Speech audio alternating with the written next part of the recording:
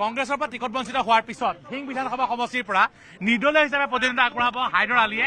আৰু হাইদৰ আলীয়ে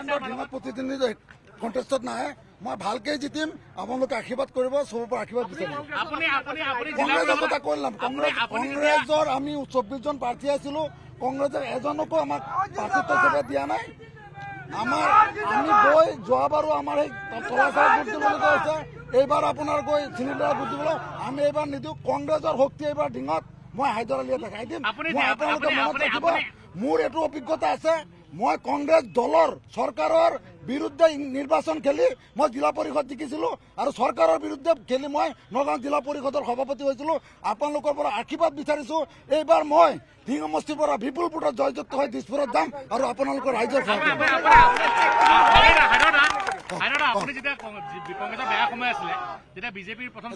আপোনালোকে জানে মই এইবিলাক খেল খেলি মোৰ বাবে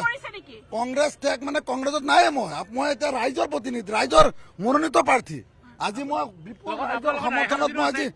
ৰায়হানুদ্দিন আছে মনোৱাৰ ফাৰুকী আছে যিকেইজন আমাৰ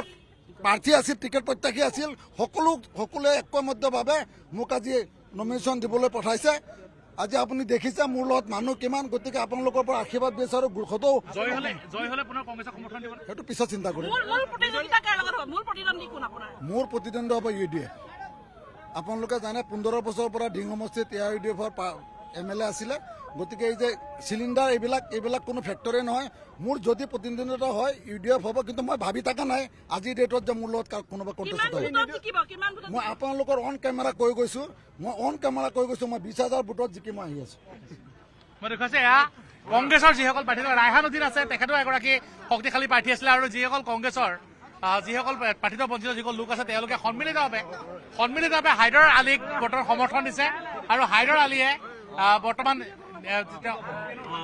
ৰাইজৰ দলৰ প্ৰাৰ্থী দিয়া হৈছে তাৰ পিছত আপোনালোকে কালি এখন সভা কৰিছিলে আটাইকেইগৰাকী প্ৰাৰ্থী আপুনি সেইখন সভাত আছিল আপোনাক দেখিছিলে যে গোটেই ৰাইজে গোটেই আমাৰ কংগ্ৰেছৰ তৃণমূল কৰ্মীসকলে কেনেকুৱা আবেগ আজি 24 জন প্ৰাৰ্থী হৈছিলে আপুনি ভাবক কংগ্ৰেছৰ ভেটি কিমান শক্তিশালী তাৰ ভিতৰত দলে এজন প্ৰাৰ্থী ইয়াৰ পৰা চিলেকশ্যন নকৰিলে তেখেতসকলে চৰকাৰ বনাব লাগে চৰকাৰটো নহয়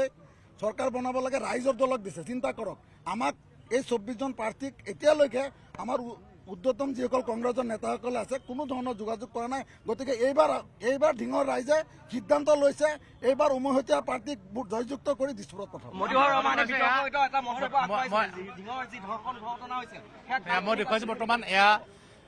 যি হাইদৰ আলী বৰ্তমান তেওঁ প্ৰতিদ্বন্দ্বিতা যি আগবঢ়াব নিৰ্দলীয় লৈছে আৰু কংগ্ৰেছৰ আটাইতকৈ ভয়ংকৰ কথাটো হৈছে যে মিত্ৰতা যি হৈছিলে ৰাইজৰ দল আৰু কংগ্ৰেছৰ সেয়া অৱশেষত নাখাটিল যি কংগ্ৰেছৰ যি 24 জন প্ৰাৰ্থীয়ে একেলগে সন্মিলিতভাৱে এগৰাকী নিৰ্দলীয় প্ৰাৰ্থীক অৱতীৰ্ণ কৰাইছে নামটো হৈছে হাইদৰ আলী জিলা পৰিষদৰ প্ৰাক্তন সভাপতি আছিলে এগৰাকী শক্তিশালী প্ৰাৰ্থী আৰু এইবাৰ ধিং কংগ্ৰেছৰ যিসকল প্ৰাৰ্থিত বঞ্চিত আছে সকলোৱে ৰাইজৰ লগতে মিত্ৰতা মানি লয় আৰু তেওঁলোকে এইদৰে বৰ্তমান তেওঁলোকে সন্মিলিতভাৱে বৰ্তমান নিৰ্দলীয় প্ৰাৰ্থী নিৰ্বাচনত প্ৰতিদ্বন্দ্বিতা কৰিবলৈ তেওঁলোকে আগবঢ়াইছে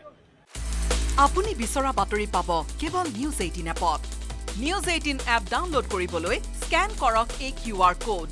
গুগল প্লে ষ্টৰতো পাব এই নিউজ 18 এপ